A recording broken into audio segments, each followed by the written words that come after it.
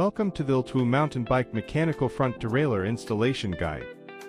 This guide applies to all L-TWOO mountain bike mechanical front derailleurs. First, attach the clamp shim to the frame.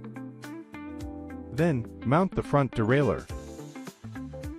Use a 5mm hex key to lightly tighten the mounting bolt. Make sure the derailleur is still adjustable, but stays in place. Next, adjust the derailleur height. There should be a 1 to 3 mm gap between the outer plate and the tips of the largest chainring teeth. Now, rotate the derailleur so the inner plate is parallel to the largest chainring. Once it's aligned, fully tighten the mounting bolt with your 5mm hex key.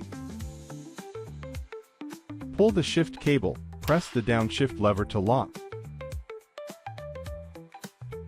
Route the cable through the cable fixing screw groove. Pull tight, and tighten with a 5mm hex key.